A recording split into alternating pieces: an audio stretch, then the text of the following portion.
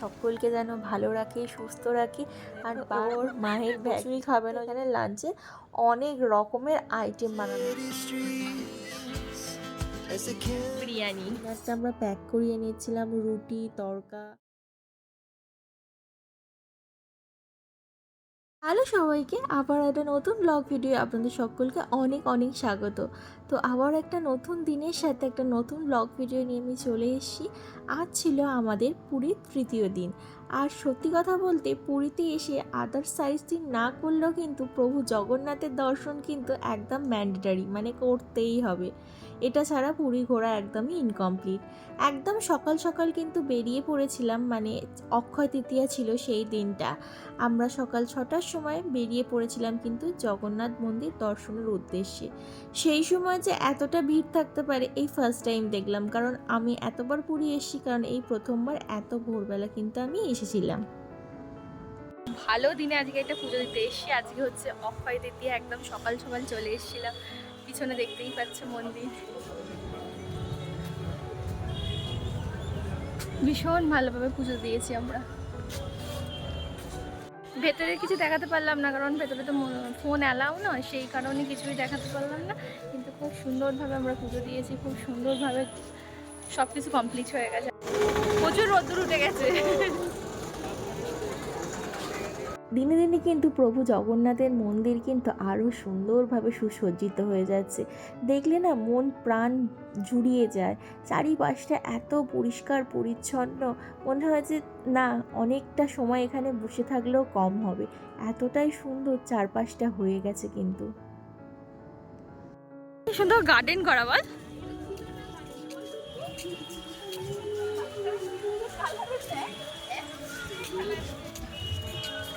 একদম সামনে থেকে দেখাচ্ছি, বাইরের পোর্শনটাই দেখানো যায়, আর কতটা পরিষ্কার সব কিছু।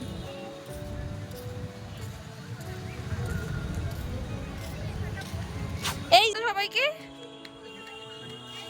হাই বলো, হাই। প্রভু জগন্নাথের কাছে একটাই প্রার্থনা, সকলকে যেন ভালো রাখে, সুস্থ রাখে, আর বারবার যেন প্রভুর কাছে আসতে পারি। সত্যি বলতে সেদিনকার সকালবেলা পুজো দিয়ে কিন্তু মনে একটা আলাদাই শান্তি তৃপ্তি পেয়েছিলাম। তারপরে অনেকটাই রোদ উঠে গেছিলো। আমাদের পাকা বুড়োর কাণ্ড দেখো, ওর মায়ের ব্যাগ নিয়ে হাঁটছিল। তো এবার আমরা মন্দির থেকে সোজা চলে যাব কিন্তু আমাদের হোটেলের উদ্দেশ্যে। আর সেখানে গিয়ে সকালের টিফিনে খাবো।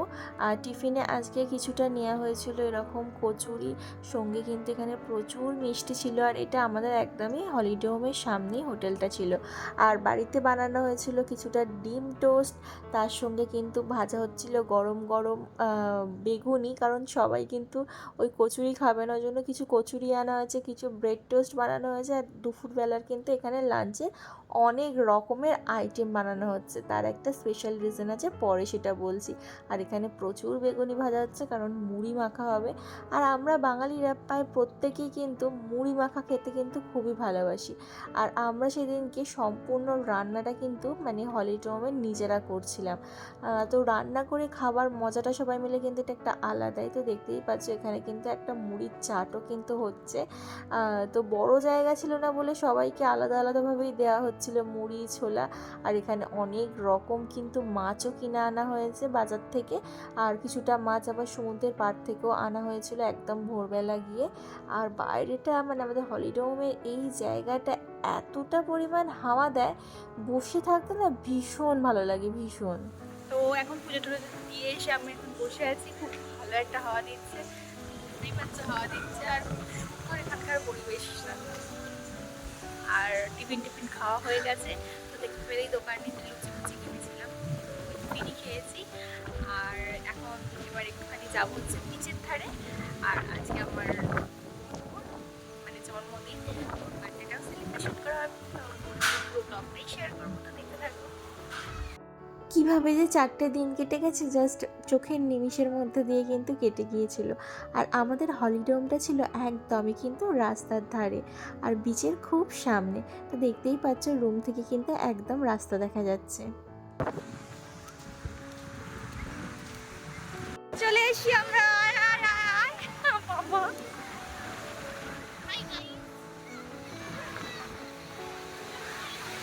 আগে ঢেউ অনেক সামনে, ওটা অনেক সামনে, অনেক।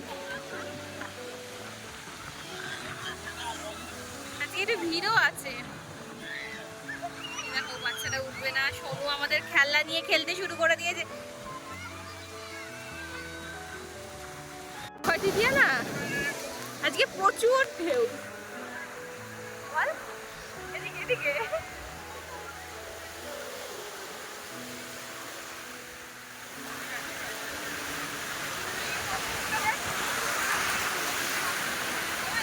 আজকে একদম পাশ থেকেই চলে আসছে, অনেক জল।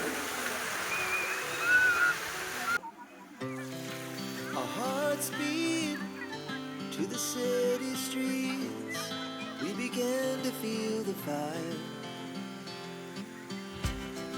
We rise like tall buildings as the chemicals they take us higher.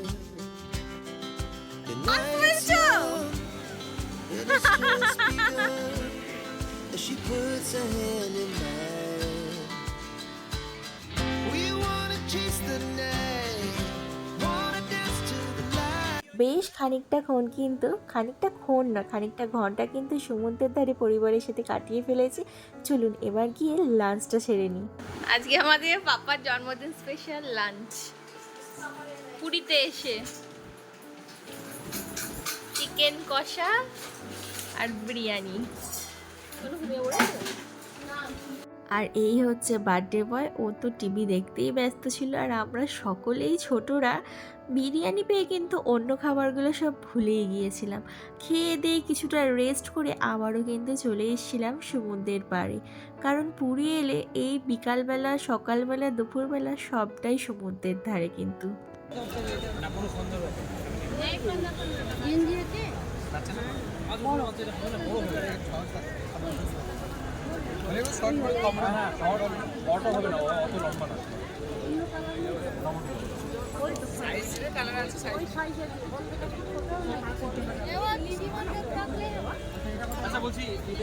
তার পরের দিন যেহেতু রাত্রিবেলা আমাদের ট্রেন, তাই সন্ধ্যেবেলা আর সমুদ্রের ধারে আসতে পারবো না। সেই জন্য বিচের ধারের দোকান থেকে কেনাকাটাগুলো আগের দিন রাত্রিবেলায় সেরে ফেলছিলাম। যা যা যদি কিনি সেই সব জিনিসপত্র কিনবো যে কিছু এরকম ঠিক ছিল না।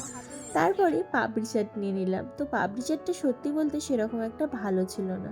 আর আজকে রাত্রিবেলা এই দোকান থেকে আমাদের রাত্রিবেলার ডিনারটা আমরা প্যাক করিয়ে নিয়েছিলাম, রুটি, তড়কা, আলুর দম আর মিষ্টি। আর এখানে হচ্ছিল গরম গরম কিন্তু রসগোল্লা। আর বাড়ি ফিরে দেখি ইতিমধ্যেই আমাদের সমস্ত পুজোর প্রসাদ কিন্তু বাড়িতে দিয়ে গেছেন। আর এই ভিডিওটা আমি শ্যুট করছি পরের দিন সকালবেলা। একটা প্রসাদের ডালি খুলে নিয়েছিলাম, সেখানে অনেক রকমের জিনিস ছিল। তো এটা একটা ছোট ডালি খুলে দেখালাম তো আপনাদের, আরও অনেক ডালি ছিল।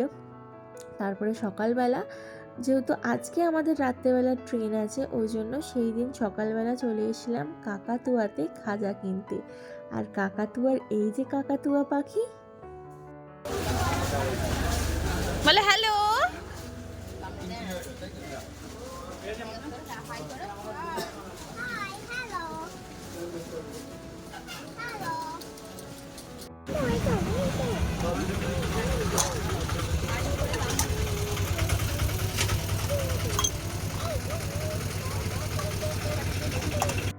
লাস্ট মিনিট শপিং করে আমরা একদম বেরিয়ে পড়লাম সব ব্যাগ প্যাকিং করে বাড়ির উদ্দেশ্যে।